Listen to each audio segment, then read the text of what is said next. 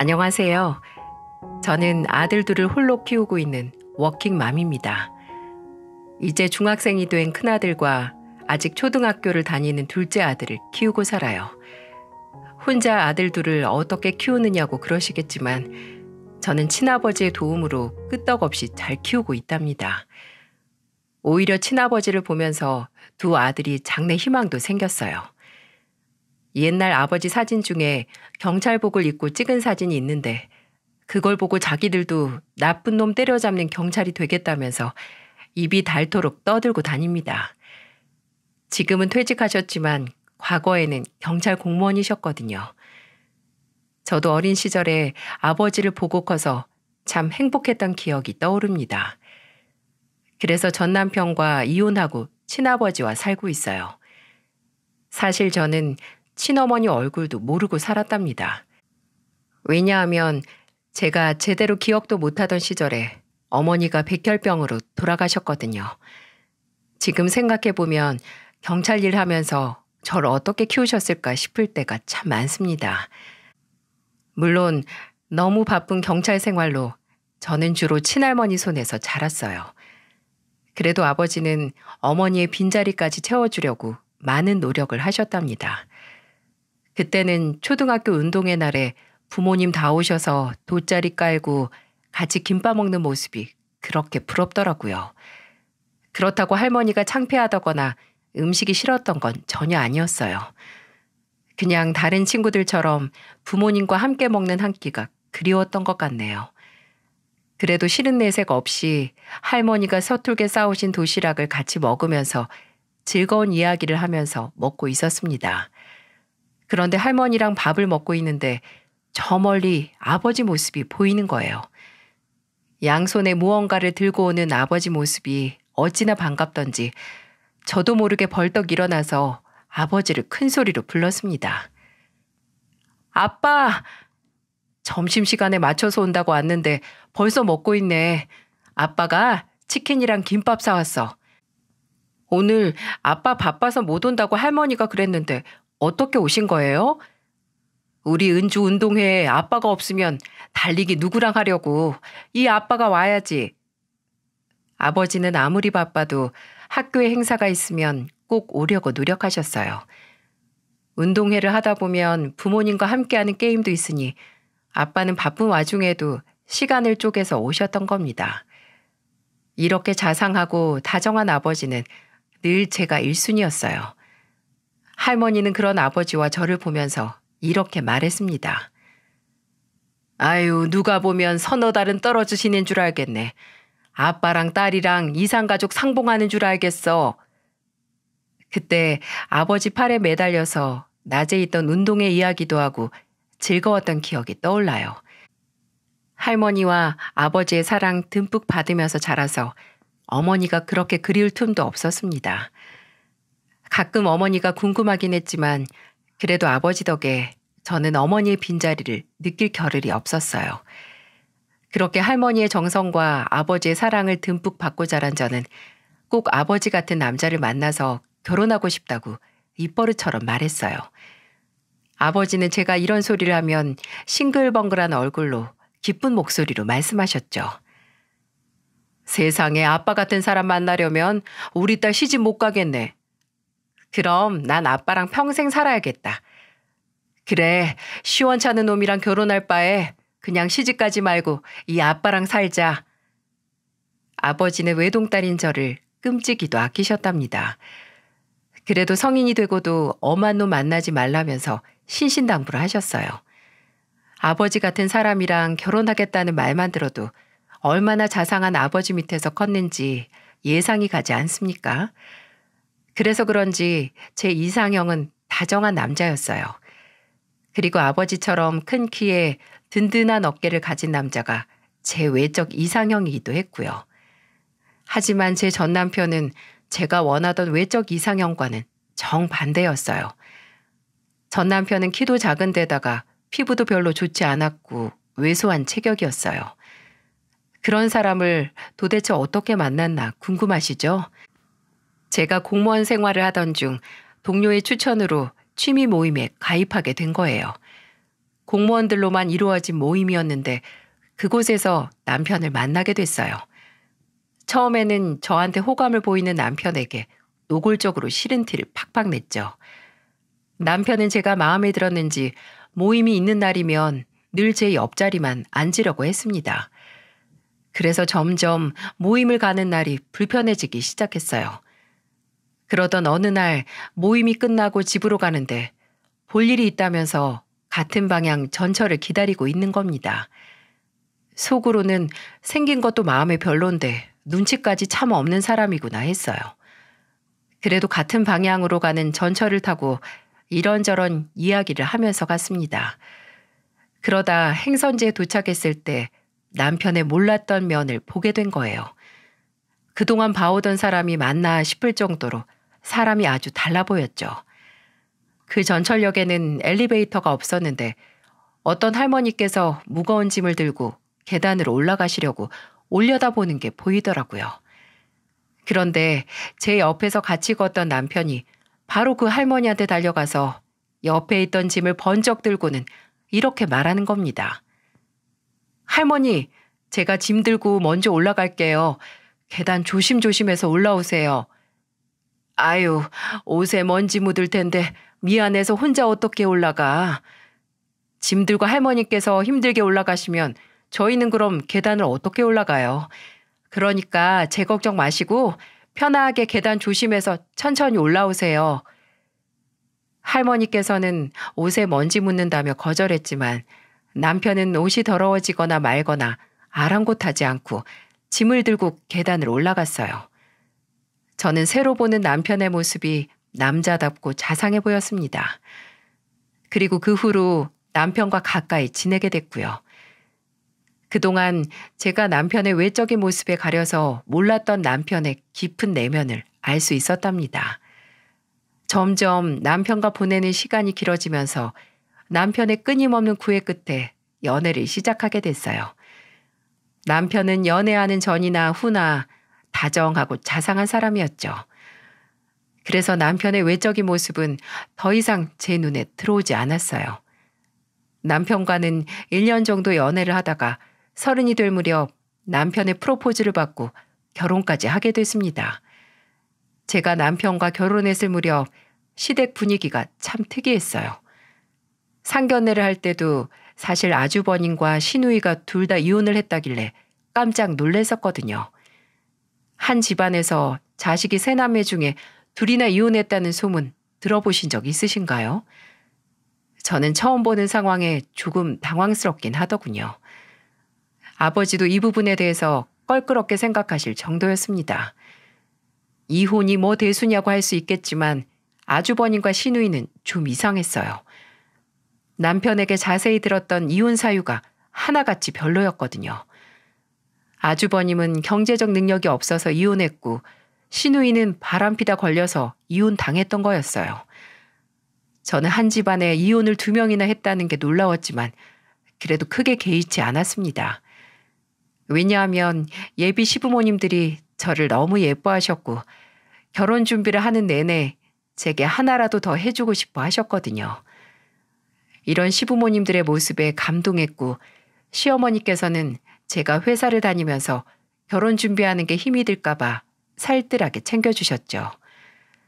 그래서 아버지께서도 시댁에 대한 편견을 접으실 수 있었습니다. 여기까지는 참 물 흐르듯이 흘렀어요. 그런데 결혼은 직접 살아봐야 안다고 하죠. 소뚜껑 열어보니 그 밥에 그 나물이더군요. 지금부터 제 파란만장했던 14년간의 결혼 생활을 본격적으로 풀어보겠습니다. 아들 가진 부모는 며느리한테 금가락지쯤 준 듯 행동한다고 하잖아요. 결혼 전에는 우리 며느리 힘들면 안 된다고 그렇게 걱정해 주시던 시부모님들이 드디어 돌변하신 겁니다. 결혼 후 첫째를 낳고 육아휴직 때 생긴 일이었어요. 요즘처럼 날씨가 무척 더울 때였는데 어머님이 제게 전화해서 날카로운 목소리로 말씀하셨죠.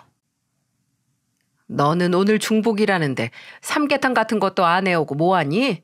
우리는 삼복더위에 몸보신도 하지 말고 그냥 더워 죽을까? 오늘이 중복이었어요? 애 보느라 정신이 없었어요. 요즘 삼계탕 포장도 잘해주고 배달도 되던데 주문해서 드세요. 집에 며느리 냅두고 내가 왜 바깥 음식을 먹어? 너 아주 웃기는 애다. 네가 무늬만 둘째 며느리지 맏며느리랑 뭐가 달라. 내가 항상 말하지만 맏며느리처럼 집안을 좀 챙겨봐. 요즘 어느 집 맏며느리가 삼계탕을 해서 시댁을 가요. 그리고 저 젖먹이 보느라 정신이 하나도 없어요. 제 밥은 언제 먹었나 기억도 안 난다니까요. 제가 적당한 곳에 주문해드릴게요. 저는 대뜸 전화해서 중복이니까 삼계탕을 해오라는 어머님의 말에 당황스러웠어요. 집에서 놀고 싶어서 육아휴직을 쓴 것도 아니고 그야말로 아이를 보려고 쓴 휴가인데 대단한 며느리 노릇을 원하시는 어머님을 도저히 이해할 수 없었죠. 게다가 저한테 매번 맏며느리 노릇 똑바로 하라면서 훈수를 두셨어요. 아주버님이 이혼해서 큰며느리도 없고 백수건달 큰아들 결혼 못할 것 같으니까 저한테 큰며느리처럼 집안을 두루 챙기라면서 말씀하셨던 겁니다. 정말 기가 막히지 않나요?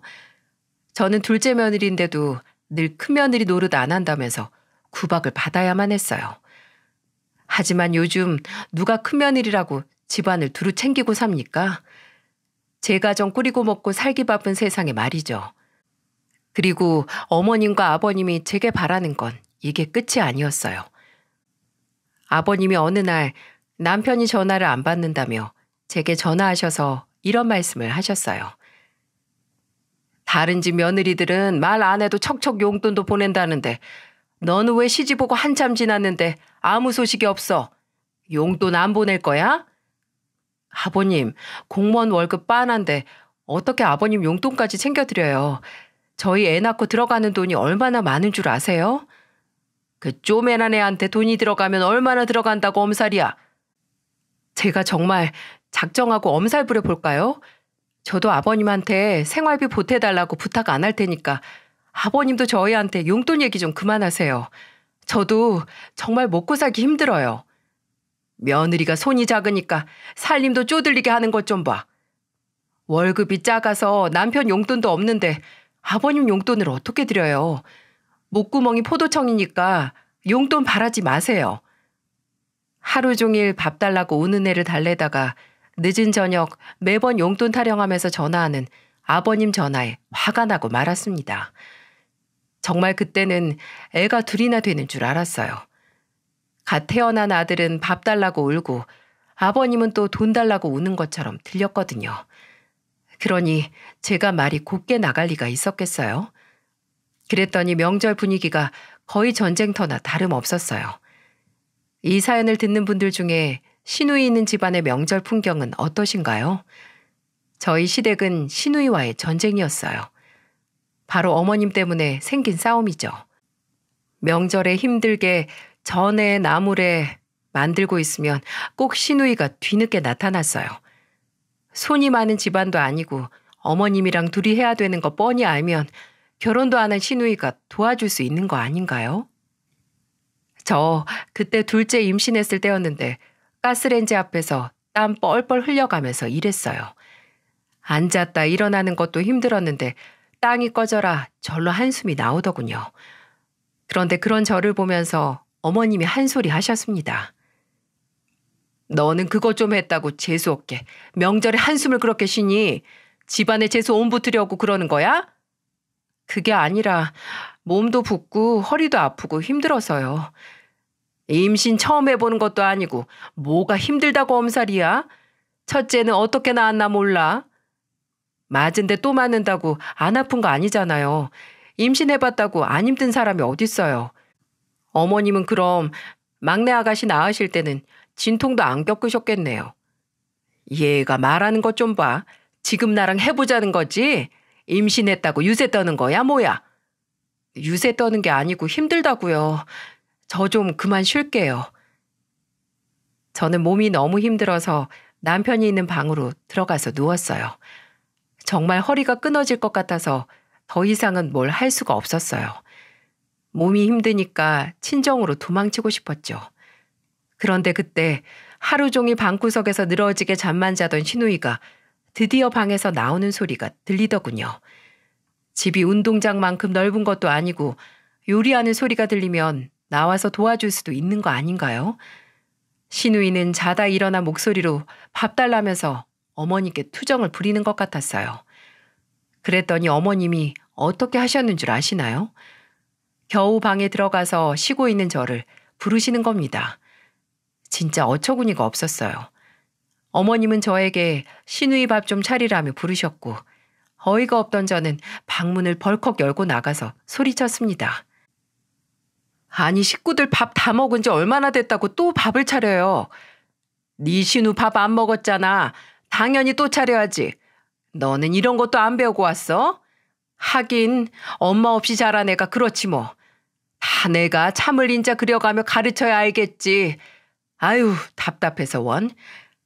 어머님 보고 자란 시누이 보니까 가정교육은 엄마가 없을 때보다 못한 것 같아요. 저는 그래도 할머니랑 같이 자라서 명절에 해 저물도록 잠이나 자라고 배우진 않았거든요. 어머님께서 제게 엄마 없이 자란 애가 다 그렇다면서 이야기를 하니까 저도 화가 났어요.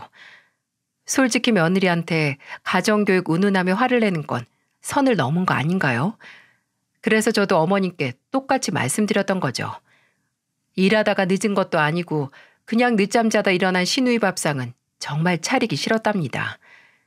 제 말을 듣고 어머님은 노발대발 화를 내셨고 저는 아랑곳하지 않고 남편이 있던 방으로 들어갔어요. 그리고는 서럽게 엉엉 울어버렸습니다. 그랬더니 어머님도 더 이상 뭐라고 하지 않으셨어요. 그런데 정말 몸과 마음이 힘들었던 날이었습니다. 며느리 마음은 며느리가 제일 잘 알아준다던데 저한테도 형님이 생기길 바랬어요.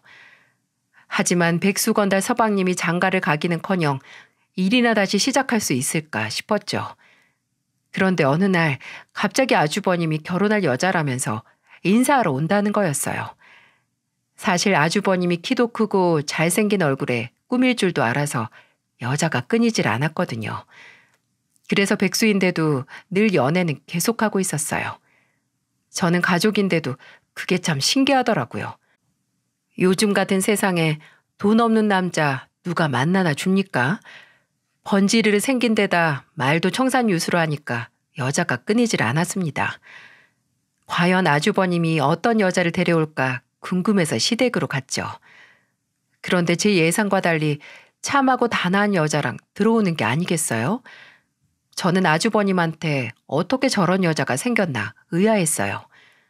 어머님도 마음에 쏙 들었는지 이것저것 물어보셨고 예비 형님은 참한 목소리로 말했어요. 저는 유치원에서 애들 가르치고 있어요. 아유 우리 집에 복덩이가 굴러왔네. 이렇게 참하고 단아한 아가씨를 누가 우리 아들한테 소개시켜줬나 몰라. 아 그게 친구들이랑 처음으로 나이트를 갔었는데 거기서 만났어요. 저도 나이트는 처음이라 사람을 만나게 될 줄은 몰랐는데 운명이었나 봐요. 장소가 중요한가?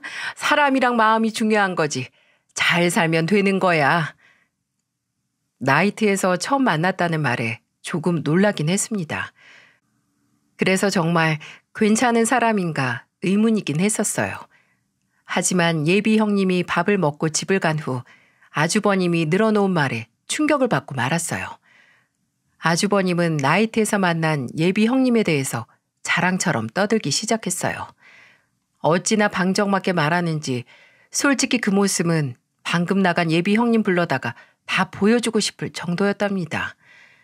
아주버님은 어머님과 아버님을 보며 신이 난 목소리로 떠들기 시작했어요. 엄마 큰며느리 집안이 얼마나 부자인 줄 알아? 솔직히 유치원에서 일해서 버는 돈보다 집안 재산이 더 탐난다니까. 그렇게나 많아? 그럼 너도 정신 차리고 잘 좀 해봐. 한몫 챙기려면 그런 집에서 챙겨야지. 어머님은 은근히 저를 흘겨보면서 말하셨고 아주버님은 땡 잡은 듯한 얼굴로 싱글벙글 했습니다. 이게 어딜 봐서 장남이라고 할 수 있을까요? 저는 아주버님을 보니까 예비 형님까지 이상한 사람은 아닐까 의심스러울 정도였답니다. 하지만 아주버님과 결혼 후 알게 된 형님의 본 모습은 참 착한 사람이었어요. 저랑 동갑이었는데도 어른스러운 모습에 배울 게 참 많았습니다. 시댁일로 힘들면 가까운 친구한테도 제 얼굴에 침뱉기 같아서 못했던 말을 형님한테는 편하게 할 수 있었죠. 며느리 마음 며느리가 제일 잘 알아준다는 말이 진짜였더라고요. 집안에서가 아닌 개인적으로도 자주 만나서 놀 정도로 형님과는 아주 가까운 사이였어요. 그런데 형님은 늘 저와 다른 걱정을 안고 살았습니다. 아무래도 나이트에서 처음 만난 사이다 보니까 걱정이 많았던 것 같아요. 저와 커피를 마시며 이야기하다 문득 저를 보면서 형님이 이런 말을 하더군요. 워낙 사람들 만나서 노는 것도 좋아하는데 말도 재밌게 얼마나 잘하는지 저러다가 어디서 바람 필까봐 걱정이야. 에이, 그래도 형님 임시까지 했는데 누가 임신한 부인 두고 한눈을 팔겠어. 괜한 걱정하지 마. 뱃속 아가도 엄마가 불안하면 편하게 못 있어. 저는 걱정하는 형님을 어르고 달래줬어요. 그런데 사태는 점점 더 심각해져만 갔습니다. 임신 초기였던 형님의 불안한 걱정은 점점 현실로 나타나기 시작했어요. 보통 부인이 임신했으면 가정에 충실해야 하는 거 아닙니까? 형님은 임신 중인데도 눈물 마를 날이 없었죠. 제가 그럴 때마다 형님네로 가보면 아주버님은 머리카락 한 올도 보이지 않았어요. 임산부가 마음 편할 날이 없어서 그런가 형님은 수척해 보이기까지 했고요. 저도 애를 둘이나 낳고 키워보니까 임신했을 때는 별게 다 서럽더라고요. 그런데 이렇게 집에 오지도 않고 밖으로 도는 아주버님을 보면서 형님이 얼마나 힘들었겠어요. 하지만 아주버님이 겨우 집에 들어와도 형님을 무시하기 일쑤였죠. 어느 날 아침부터 형님이 울면서 전화를 한 거예요. 저는 울고 있던 형님 목소리를 듣고 깜짝 놀란 목소리로 물었습니다. 아니 무슨 일이야? 아주버님 집에 안 들어온 거야? 들어왔는데 나를 완전 개무시해. 임신해서 살쪘다고 쳐다도 보기 싫대. 세상에 임신한 사람한테 다이어트 좀 하라는 사람이 남편이야? 나 진짜 서러워서 못 살겠어. 아니 그런 말이 어딨어. 임산부가 한 입이라도 더 먹어야지. 신경 쓰지 말고 무조건 하루에 5끼는 더 챙겨 먹어. 진짜 너무한다. 한 번만 더 그러면 내가 쫓아갈게. 형님한테 큰 소리를 뻥뻥 치면서 위로를 해줬어요. 위로해주면서도 정말 제 마음이 다 아팠습니다. 먹고 싶다는 음식을 사다 바쳐도 모자랄 판에 다이어트를 하라니 참 기가 막혔어요. 그런데 아주버님은 기어코 사고를 치고 말았습니다. 그동안 아주버님이 바람필까봐 전전긍긍하던 형님이 흥신소에 의뢰를 한 거예요. 저는 너무 놀라서 어쩌다 그런 것까지 알아봤냐고 물었더니 아주버님이 어느 날 옷에 여자 화장품을 묻혀서 들어온 걸 보고 뒷조사를 해봤다는 겁니다. 저는 형님한테 잘했다면서 박수를 쳐줬어요. 야무지고 똑부러진 형님은 임신한 상태에서 아주버님의 외도 증거를 싹 다 모아다가 이혼 소송까지 했습니다. 어찌나 야무지게 준비를 했는지 위자료부터 양육비까지 모조리 다 고소해서 그야말로 아주버님을 탈탈 털어버렸죠. 그동안 아주버님은 천지분간 못하고 놀러 다니다가 제대로 뒤통수 얻어맞은 겁니다. 놀 때야 좋았지 설마 임신한 형님이 이혼까지 할 줄은 몰랐던 것 같네요. 잘못은 아주버님이 해놓고 어머님 앞에서 또 어찌나 우는 소리를 하는지 정말 듣기 싫어서 입을 꼬매버리고 싶다는 생각까지 들었습니다. 시댁에 온 식구가 모일 일이 있어서 모이는 자리였는데 어머님은 아주버님을 보면서 말씀하셨어요. 걔가 나이트에서 꽤나 날렸을 게다.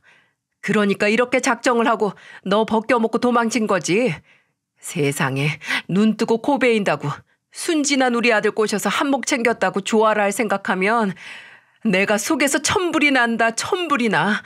아유. 어머님은 가슴팍을 손으로 치면서 형님 욕을 했습니다.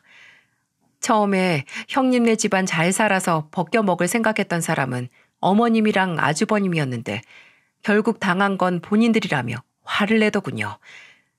저는 형님 욕하는 어머님과 아주버님이 우스웠어요. 형님은 똑똑하게 소송도 승소해서 받을 거 다 받고 이혼을 할 수 있었어요. 애초에 아주버님이 외도만 하지 않았어도 안 생겼을 일 아닌가요? 그런데도 무조건 형님 욕만 하면서 아주버님만 감사고 도는 어머님을 보니까 아주버님이 정신 차리기는 글렀구나 싶었어요. 제가 처음에 사연 시작할 때 그 밥에 그 나물이라고 했죠.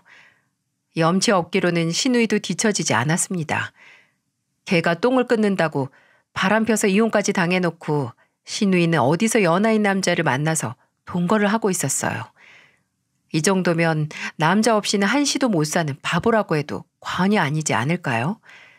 그래놓고 시누이는 제게 당당하게 이런 부탁까지 했습니다. 새언니, 혹시 돈 좀 있어요? 나 여기 원룸 월세 내야 되는데 현금이 없어서요. 돈 좀 보내주면 안 될까요? 아가씨는 대체 뭐하고 다니길래 월세도 못 내고 살아요. 저번에는 관리비 못 낸다고 돈 타령하더니 이제는 또 월세예요? 제가 무슨 큰돈 빌려달라는 것도 아니고 월세 그거 얼마나 한다고 사람을 무시해요? 그럼 아가씨는 그 월세 그거 얼마나 한다고 돈도 못 내고 저한테 전화해서 돈 빌려달라는 소리를 해요. 제발 정신 좀 차리고 철 좀 드세요. 그 나이에 모아둔 돈이 없으면 일을 해야지. 지금 남자 만날 때예요? 저는 절대 안 줄 거니까 급하면 나가서 일을 하세요. 저는 시누이의 돈 요구에 기가 막혔어요. 30 중반을 넘어선 나이에 연하 남자친구랑 동거하면서 월세도 못 내는 사람 이해가 가시나요? 대체 왜 저 나이 되도록 정신을 못 차렸을까 싶었습니다. 그래서 저는 시누이의 부탁을 단호하게 거절했어요. 제가 왜 시누이 월세에 관리비까지 빌려주면서 살아야 되나요? 급하면 나가서 돈 벌겠지 싶어서 절대 시누이한테 돈을 보내지 않았어요. 그랬더니 몇 달 뒤 무슨 전화를 했는 줄 아시나요? 돈은 없어도 휴가는 가야겠다고 생각했는지 저한테 글쎄 휴가비를 빌려달라는 겁니다. 기가 막혀서 헛웃음도 안 나올 정도였죠. 저는 시누이 전화에 한심하다는 목소리로 말했습니다. 일하지 않는 자 먹지도 말라는데 어딜 가려고요? 제발 아가씨가 직접 번 돈으로 먹고 놀아요. 아가씨가 일한 돈으로 놀고 먹으면 누가 뭐라고 해요? 돈 빌려주기 싫으면 좋게 말하면 되지. 지금 저 무시하는 거예요? 네, 무시하는 거예요. 아가씨 또래 어떻게 사는지 보고 좀 배우세요. 저는 아가씨한테 쓴소리를 뱉어내고 전화를 확 끊어버렸어요. 정말 한심하지 않나요? 대체 남자가 뭐라고 저렇게 사족을 못 쓰나 싶더라고요. 전생에 남자 못 만나서 죽은 처녀 귀신이 붙은 것도 아니고 정말 이해가 안 갔어요. 그때까지만 해도 남편한테 형제복 참 없다고 생각했습니다. 그래도 제 남편만큼은 정신 제대로 박혔구나 싶었죠. 하지만 콩 심은 데 콩 나오고 팥 심은 데 팥 나온다고 제 남편도 크게 다르지 않더군요. 저는 꿈에도 몰랐어요. 결혼 생활 14년 차에 날벼락 같은 일이 생길 거라고 생각도 못했습니다. 점점 무심하게 변해가는 남편을 보면서 사람을 10년 넘게 한결같을 수 없다고 스스로 위안 삼으려고 했어요. 그런데 남편은 제게 은근히 막말을 일삼더군요. 출근 준비를 하는 저를 보면서 남편이 이렇게 말했어요. 당신은 눈가에 주름이 자글자글하다. 아유, 늙었다 늙었어. 마탱이가 갔어. 그러는 당신은 탱탱하고 같이 늙어가는데 누가 누굴 지적해? 어이가 없다는 듯 남편에게 말했습니다. 묘하게 저한테 괜히 시비를 걸려고 준비하는 사람처럼 남편은 제게 날이선 지적만 했어요. 그때 큰아들이 중학교에 입학하면서 사춘기가 와서 아들도 예민할 때라서 남편과의 쓸데없는 감정 싸움에 슬슬 지쳐만 갔습니다. 집안일로 스트레스를 많이 받아서 그런지 소화제를 달고 살 정도였어요. 그러다 한 번은 심하게 체한 것 같아서 병원에 가보니 의사가 위에 문제가 있는 것 같다면서 조직 검사를 받아보라는 겁니다. 그 순간 아이들 얼굴이 스치면서 아버지가 떠올랐어요. 겁도 나고 정말 심각하게 아픈 거면 어쩌나 하는 공포감까지 들었어요.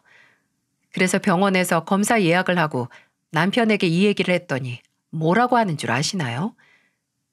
그러니까 적당히 좀 먹어. 맨날 집에서 배 터지게 먹으니까 아픈 거 아니야. 옆구리에 살만 찌고 이제는 아프기까지 하면 누가 당신이랑 살아? 당신 지금 그게 나한테 할 소리야? 아유, 아픈 당신 뒷바라지 해야 되는 나는 무슨 죄야? 돼지 같은 마누라 데리고 어떻게 살아? 나는 뭐 당신이랑 살고 싶어서 살아? 나도 몰상식한 사람이랑 못 살아. 아, 그럼 이혼해. 서로 피차 일반 못 살겠는데 뭐하러 살아? 정신 차려. 나니까 당신이랑 살아주는 거야. 키 작고 못생긴 당신 내가 데리고 사는 거라고. 저는 너무 억울해서 악을 쓰면서 소리를 질렀습니다. 애들이 집에 있을 때는 싸우고 싶지 않았는데 그때는 너무 화가 나서 악을 쓰며 소리를 질렀어요. 그런데 아들 두 놈 다 남편에게 말 좀 가려하라며 화를 낼 정도였습니다. 자식들도 말 조심하라고 할 정도면 남편의 폭언이 얼마나 심했을지 짐작이 가시나요? 저는 그 후 여러 검사를 통해서 위암 2기 진단을 받게 됐어요. 그래도 불행 중 다행인 건 스스로 항암 치료를 받으면 완치율이 높은 상태였어요. 놀란 가슴 쓸어내리며 집으로 갔는데 남편이 방에서 통화하는 소리가 들렸어요. 문을 열고 제가 들어오는 것도 모르고 무슨 통화를 열심히 하나 몰래 엿들었죠. 그런데 통화 내용을 듣고 경악을 금치 못했네요.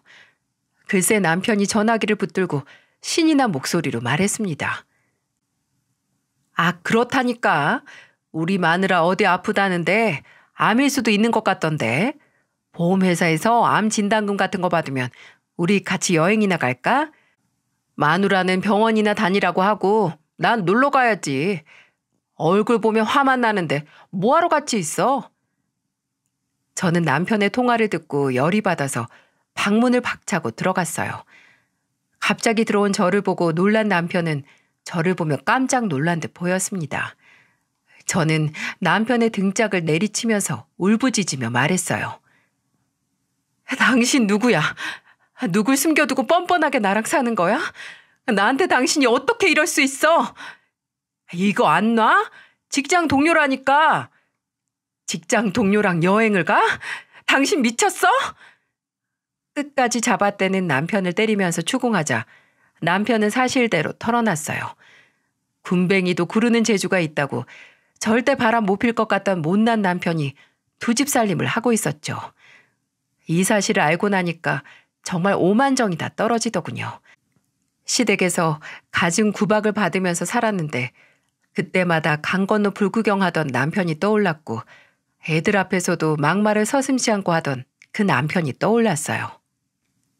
그래서 저는 남편을 때리면서 울부짖다가 지쳐서 남편에게 말했습니다. 이혼하자. 나 당신이 가지고 있는 금반지 하나까지도 다 받아내고 이혼할 거야. 당신 두고 봐. 지금 바람난 거 내가 평생을 두고 후회하게 만들 거야. 나가. 당장 집구석에서 나가. 저는 남편에게 협박하듯 말을 남기고 집에서 남편을 쫓아내 버렸어요. 진짜 모든 게 다 지긋지긋하다 싶더군요. 허구한 날 헛소리하는 시댁에 바람난 남편까지 세트로 묶어서 인생에서 도려내야겠다고 다짐했어요.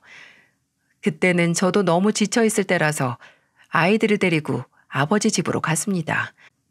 너무 힘들어서 쉬고만 싶었어요. 저는 병가를 내고 치료에만 전념하기로 했죠.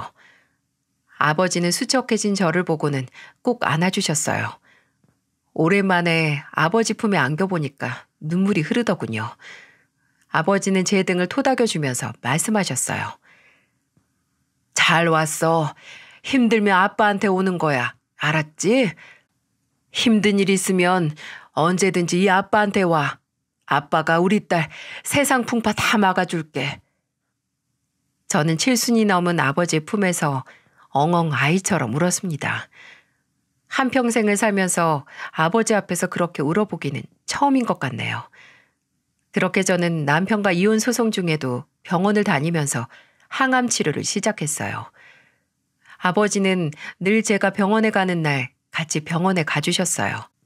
저는 매번 아버지를 귀찮게만 하는 것 같아서 아버지를 말리면서 말했습니다. 저 혼자 가도 끄떡 없어요. 집에서 그냥 계세요. 너도 아들 키워봐서 알 거 아니야. 평생 애 같은 거. 내 눈에 너는 아직 애야, 애. 병원 가다 무슨 일 생길 수도 있는데 이 아빠가 같이 가줘야지. 저는 아버지의 고집에 같이 항암 치료를 받으러 다녀야만 했어요. 그래도 아버지의 사랑에 힘들었던 몸과 마음이 조금은 편해지는 것 같았답니다. 이래서 자식들은 힘들면 부모를 찾는가 봐요. 그렇게 3번째 항암 치료를 받으러 가던 날이었습니다. 평소처럼 아버지 차를 타고 병원에 갈 준비를 하고 있었죠. 아버지는 먼저 주차장으로 가서 차에 시동을 걸어두고 계셨어요. 저는 외출 준비를 끝내고 아버지가 계시는 곳으로 갔습니다. 아버지 차를 발견하고 걸어가고 있는데 저 맞은편에서 어머님이 저를 보고는 달려오시는 겁니다. 저는 아버지 차 문을 열려다가 그대로 달려오던 어머님 손에 머리채를 잡히고 말았어요. 너무 갑작스러운 상황에 어쩔 줄을 몰라 하는데 어머님은 제 머리채를 잡고 소리를 지르며 말씀하셨죠. 네가 감히 명절에 내 허락도 없이 안 와? 아주 작정하고 나한테 명절에 할 일 다 독박 씌우려고 한 거지? 이 불려시 같은 년. 전 뒤집는 게 뭐가 그렇게 힘들다고 하나? 그리고 이혼을 누구 마음대로 하겠다는 거야? 시부모한테 무릎 꿇고 빌어도 이혼을 해줄까 말까인데 감히 얼굴도 안 비추고 네 마음대로 하겠다는 거야? 오늘 너 가만 안 둘 거야? 저는 어머님 소나기에서 벗어나려고 안간힘을 썼어요. 그런데 그때 차에서 내린 아버지가 어머님의 머리채를 잡은 겁니다. 차에서 저를 기다리다 어머님이 달려와서 제 머리채를 잡고 흔드는 걸 보고 저희 아버지도 똑같이 어머님의 머리채를 잡은 거예요. 아버지가 워낙 키도 크고 체격도 큰 편이라 어머님은 속수무책이었습니다. 아버지는 어머님 머리채를 잡고 말했어요. 감히 내 딸을 건드려? 너 오늘 뒤졌어? 그동안 나 모르게 내 딸 이렇게 괴롭히고 있었냐 이년아? 귀한 내 딸 나도 함부로 못하는데 네가 뭔데 내 딸한테 함부로 해? 그리고 왜 이혼을 하는지는 그쪽 아들 찾아가서 물어봐. 이제는 내 아들 물고 늘어지는 거야? 그 아버지 그 딸이라고 트집지 않는 건 아버지한테 배웠나 보네. 뭘 모르나 본데 그쪽 아들 바람 펴서 이혼당한 거야. 누구 하나 잡아서 분풀이하고 싶으면 당신 아들한테 가서 하라고. 한 번만 더 아픈 내 딸 찾아와서 행패 부리면 걸어서 집에 못 갈 줄 알아. 그날 아버지는 어머님 머리채를 어찌나 세게 잡았는지 어머님 머리가 한 움큼이나 뽑혔습니다. 저는 14년을 이런 시댁과 연을 맺고 살았다는 게 참 후회스러웠어요. 저는 어머님이 왜 달려왔나 했는데 남편이 이혼당해놓고 사실을 정확히 말 안 해서 벌어진 일이었어요. 결국 남편은 어머님께 사실대로 뒤늦게 털어놓은 거죠. 정말 저희 시부모님들 자식 농사 놀랍지 않습니까? 세 남매가 나란히 바람피고 이혼당했다고 하면 누가 쉽게 믿기나 할까요? 하지만 불행은 여기서 끝이 아니었어요. 저희 아버지는 바람핀 놈 용서 못하겠다면서 사내 게시판에 익명으로 남편의 외도 사실을 다 적어서 올렸어요. 발 없는 말이 천리까지 간다고 소문은 삽시간에 퍼졌어요. 그리고 그동안 아무리 익명으로 올려도 회사에 바람피는 놈이 흔하겠습니까? 그동안 남편이 두 집 살림 한다는 소문이 있었는데 익명 게시판에 떡하니 올라오니까 소문이 사실이 된 거죠. 그래서 결국 남편은 얼굴도 못 들고 다닐 정도로 소문이 퍼져서 예전처럼 근무하기 어려운 상황이 된 겁니다. 남편은 공무원 품위 유지 위반으로 중징계를 받게 되자 결국 스스로 사직서를 내고 말았어요. 이로써 시댁에서는 세 남매가 나란히 바람펴서 이혼까지 당하고 백수가 됐습니다. 이 정도면 콩가루 집안 아닌가요? 게다가 어머님과 아버님은 그런 자식들 먹여 살리겠다고 요즘 식당에서 아르바이트를 하고 계시네요.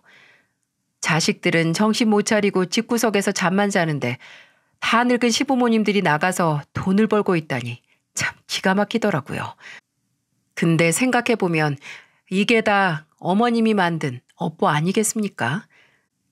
이제는 완전히 남이 된 후라서 시댁도 아닌 완전 남남이죠.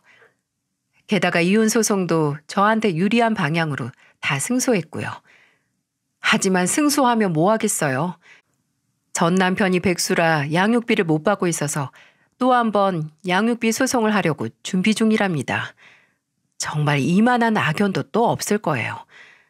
저는 이혼 후에 중학생 큰아들과 초등학생 둘째 아들을 아버지와 함께 키우며 예전보다 더 신나게 살고 있습니다. 그리고 이혼하고 나서 한때 형님이었던 친구와 연락이 닿아서 지금 단짝 친구가 됐어요. 마지막으로 본 게 임신했을 때였는데 건강하게 딸을 출산하고 재혼까지 해서 행복하게 잘 살고 있었어요. 저는 단짝 친구처럼 붙어 다니면서 예전보다 더 가깝게 지내고 있네요. 인생은 뿌리 없는 평초라고 하죠. 사람이 살아간다는 건 마치 물 위에 떠도는 개구리 밭과 같은 거라고 하잖아요. 인생이 그만큼 허무하고 믿을 수 없는 일 투성이인 것 같습니다. 전 남편을 믿고 의지했던 만큼 배신감도 컸지만 인생에 영원한 게 어디 있겠어요? 그냥 훌훌 털어내고 이제는 앞길만 보고 살아가려고 합니다. 예전에는 남편이 외도를 했다는 사실에 자다가도 벌떡 일어날 만큼 화가 났어요. 그래도 이렇게 글로 쓰고 나니까 마음이 한결 가볍습니다. 그저 조금이라도 빨리 알아서 빨리 탈출한 거라는 생각도 드네요. 힘든 일도 시각을 달리해서 보면 긍정적인 면도 있더군요. 인생 100년의 고락이 반이라고 나쁜 일 있으면 좋은 일도 꼭 올 거라고 믿습니다. 그러니까 여러분들도 조금 힘들다고 포기하지 마시고요. 힘들었던 만큼 좋은 날이 올 거라고 믿고 힘차게 살아봤으면 좋겠네요. 제 사연 들어주셔서 정말 감사드려요.